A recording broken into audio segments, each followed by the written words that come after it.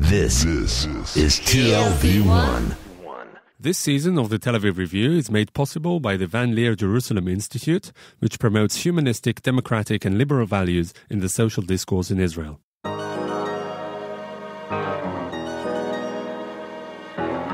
The Tel Aviv Review with Gilad Halpern. Hello and welcome to the Tel Aviv Review, a program dedicated to the word, to the thought and to debate. I'm your host Gilad Halpern, and every week I'll be engaging in close encounters of the intellectual kind with writers and scholars, or simply people of ideas of all types and vocations who have done something to make our lives a tad more interesting. My guest today is a historian of Judaism at the Hebrew University of Jerusalem, who specializes in the modern history of Jewish mysticism, perhaps better known as Kabbalah. His book, Kabbalah and Jewish Modernity, recently came out in Hebrew and is about to be published in English as well. Dr. Roni Weinstein, hello and welcome to the Tel Aviv Review. Thank you for inviting me. So what are really the origins of Kabbalah, and how is it different from the Halakha, the more conventional, canonical Jewish writings? Let us start by a small distinction between Kabbalah and mysticism. Mysticism accompanied Jewish culture along the centuries. It starts with the prophets, with the famous chapter in Ezekiel about the chariot, and it goes all along the classical Talmudic and post-Talmudic period. Kabbalah, on the other hand, relates to sephirot, to spheres. That is, the appearance of God through light, through immanence. That is, by colors, by all kinds of symbology that was described in Kabbalah. And it relates specifically to the book of the Zohar, Book of the Splendor, which was composed by a group of mystics in Spain, roughly along the 13th century.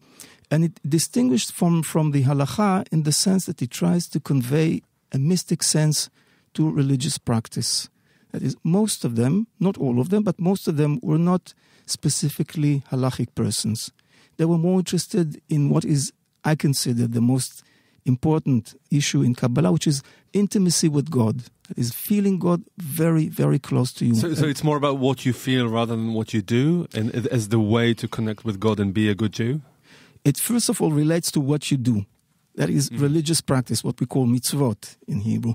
But it's also a sense of feeling close to God, being merged with Him, being united with Him. Again, it's a very specific experience of unio mystica, being related to God.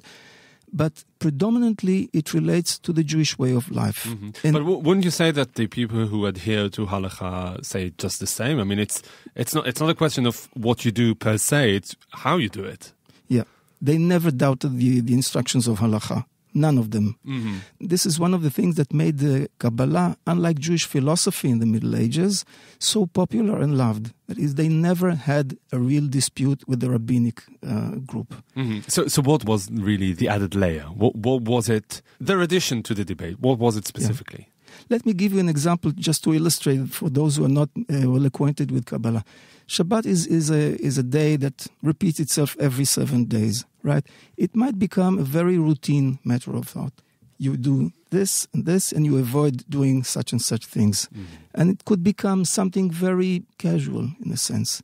For Kabbalah people, Shabbat, that is this 7th day, the last one among the days of creation, was a day of revelation. The divine presence is felt more close at every home, at every person, in his mind, in his thought, in his behavior. It becomes a special moment. So you take a thing that which already exists and practiced among all adhering Jews, and you give it another level, which is the mystical level. You feel the presence of God, what was called by Zoharic terminology, the Shekhinah, the feminine aspect of God, in your soul, at home, while singing, while practicing all the habitual halachic acts. And what was it like before Kabbalah's appearance? Well, there were several important currents in Jewish life. One of them was, of course, the halachic one, the day-to-day practice which people do. There was, of course, the halachic one, very important because it was considered as the backbone of tradition. There were the midrash, there were other poetry creations, but predominantly what stands at the center of Jewish life is practice, not philosophy, not theology, not any credo, not any specific credo. It's just a way of adhering to your own tradition. And what were the factors that led to Kabbalah's appearance and taking hold? I would say, again, it's not an easy question to answer, but basically, practically in every culture, people of mystical tendency feel that what they have in their own culture, I would put it in this way, is not enough. Mm-hmm. They want more of it. They want more of God. They want more of his vicinity, more of his experience. They wish to make their life more exciting. Mm-hmm.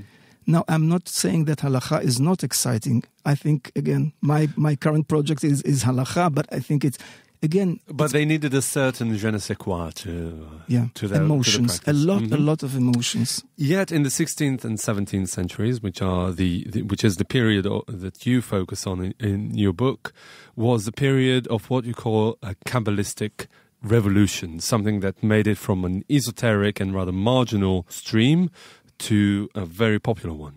Yes, I mean, nowadays it's really hard to measure how revolutionary this change was for centuries. Indeed, for centuries, from Gaonic period, roughly, again, ending roughly the 10th century until the 16th century, Kabbalah always remained in very small and restricted circles. Any person who was beyond these circles or had no contact with the personal master didn't have any access to Kabbalah. Now, for the first time in Jewish history, again, to the best of my knowledge, mysticism, Jewish mysticism, Kabbalah, turns to the public. Not all of it, not all the secrets, not all the layers, but the mission is, according to 16th century major persons in Safed, the small Galilean city, is to expand, to disseminate Kabbalah. Was it an informed decision taken by the standard bearers of Kabbalah in Safed? Yes, it was very, very well conscious and very preconceived plan. Mm-hmm. They considered it, I mean, the spread of Kabbalah, they considered it as a precondition to Messianic period. It's a kind of a holy mission to spread Kabbalah. Mm-hmm. And they considered themselves not by coincidence as mere interpreters of Sefer HaZohar, the Book of Splendor. That is, by reading this holy of holiest book in Jewish mysticism and expanding its secrets, they would make a change. Actually, what they intended to do, and it's a phenomenon that we find both in Muslim and Christian context. When I say Christian, I mean both Catholic and Protestant context, a reform, changing and turning the entire Jewish tradition upside down. They want something new. How so? Halakha for them has become a dead letter. Mm-hmm. And when you read the introduction of Chaim Vital, the great disciple of one of two major masters of Kabbalah in Safed, that is Luria along Rabbi Moshe Cordovero, when you read his introduction to his major book, Etz Chaim, Tree of Life, again, not by coincidence, the great symbol of Zoharic Sefirot, mm-hmm. he claims that the rabbis in his own time are blind. They do not follow the truth. And it's a very sharp criticism because for centuries, Christian criticizers of Jewish tradition said exactly the same thing. Yeah. The Jewish tradition is blind.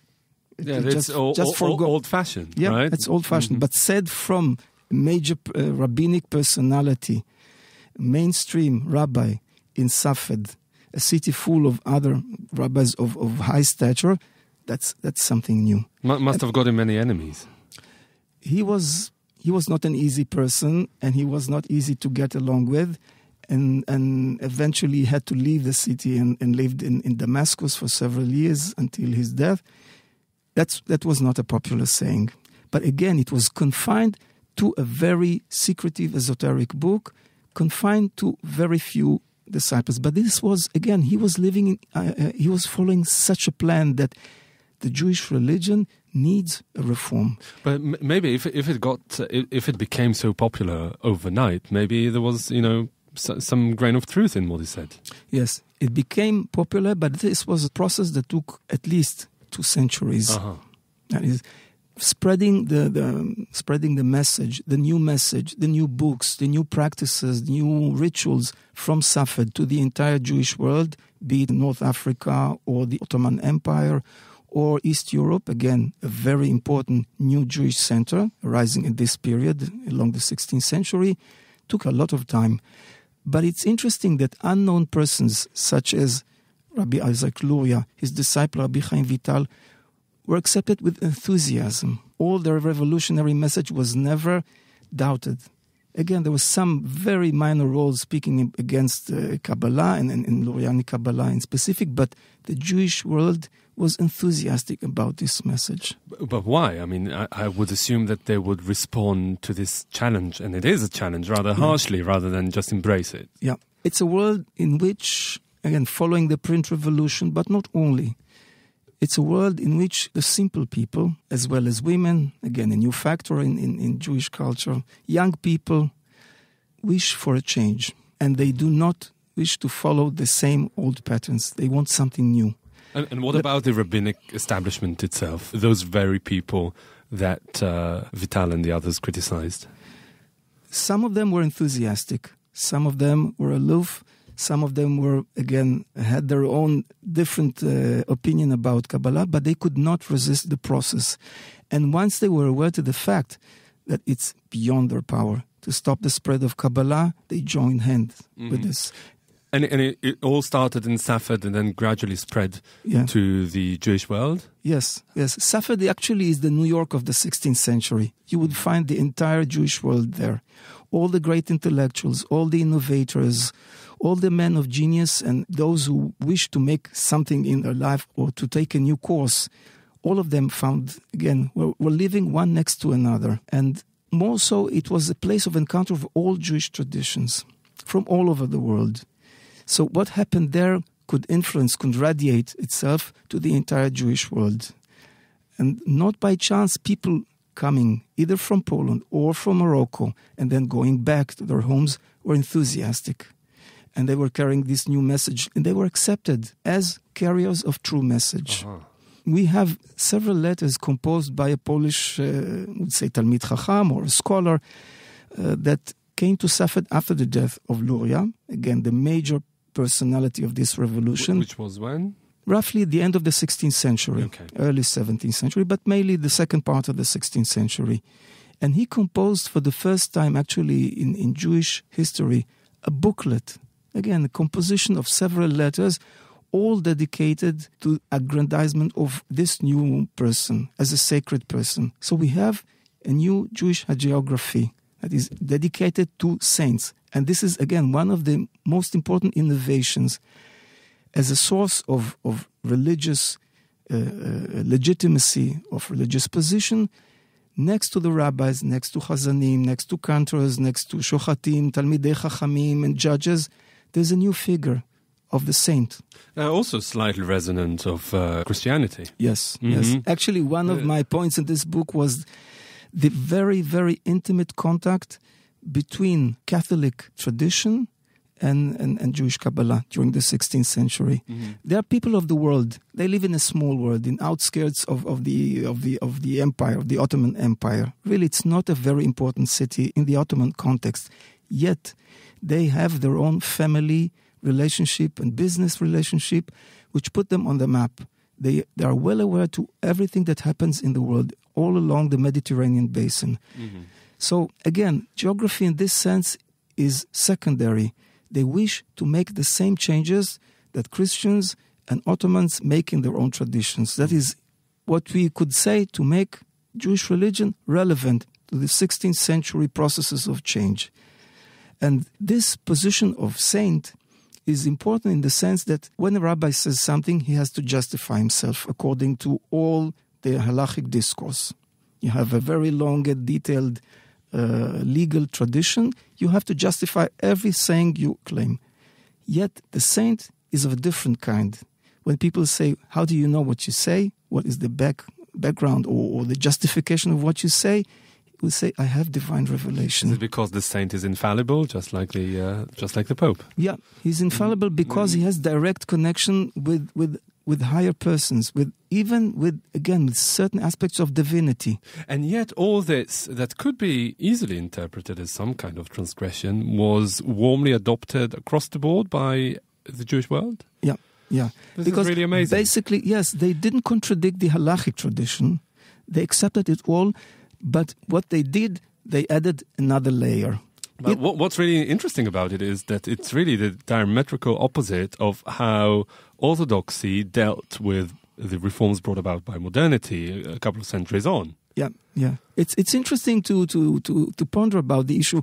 Why was it people of Kabbalistic tendency rather than halacha persons that were responsible for this change? And I think that halacha, again, there's a change also in halacha, and we could follow this change along the work of, again, the major person, which was both a person of halacha and mysticism, Rabbi Joseph Caro. People of halacha were rather conservative. They wanted to maintain the law and to make it valid as much as possible in Jewish communities, due to the fact that they were actually a new phenomenon that is approaching the public.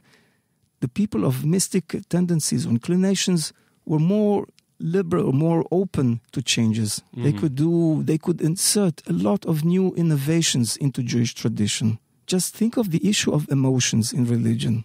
This wasn't a very important component in Jewish tradition along the centuries. Yet in Kabbalah, it becomes essential. All the songs that was inserted, what we call piyutim, there's a major renaissance of poetry and singing and dancing. Again, influenced by Sufi music. We know it. Again, right. The major composer of this tradition, Rabbi Israel Najara, was well acquainted with Sufi, Turkish, Persian music and inserted it. And again, these songs are being sung and continued until our very own days. Which brings me to my next question, which is probably going to be the last one because we're quickly running out of time. Your argument is that the changes brought about by the Kabbalistic revolution are still felt to this day and have shaped orthodoxy and Jewish religion ever since. Today. How so? Actually, every aspect of Jewish modern life that you are examining has its roots going back to 16th century. Be it clothes, being the long beard, which has become, again, a sign of a good Orthodox Jew. That's part of again, following very meticulous argumentation, but basically it's there. The way we celebrate Shabbat today is very Kabbalistically oriented. Like what? Like singing Eshet Chayil, a woman of valor, like inviting the angels to our home, like considering as a moment of exhilaration, of elevation of the spirit, of Aliyat HaNeshama, or Ma'alat HaNeshama. It's all there in the Kabbalistic tradition. And even our way of perceiving Jewish people, Messianism, it all relates to Messianic. And actually, it is one of the most important revolutions in Jewish tradition in the fact that nothing very exceptional was made, but the change was made from within, taking all the old patterns and giving them new layers, new colors, new dimensions. Mm-hmm. All this is really very fascinating, but I'm afraid this is all we have time for today. Dr. Roni Weinstein, you're a professor of Jewish history at the Hebrew University of Jerusalem and author of the forthcoming Kabbalah and Jewish Modernity. Thank you very much for coming in today. That brings us to the end of our show today. Thank you very much for listening. Also, big thanks to Alex Benish, the technical producer of this show. I'm Gilad Halpern, signing off here in Tel Aviv. Do join us again next week for another edition of the Tel Aviv Review. And until then, goodbye. I'll be your home, I'll be your country, I'll be your northern star. I'll be your landscape, your road, I'll be the key to follow who you are. I'll be the sun, I'll be the shore, I'll be the wind that blows the sand. I'll be the door, I'll be somewhere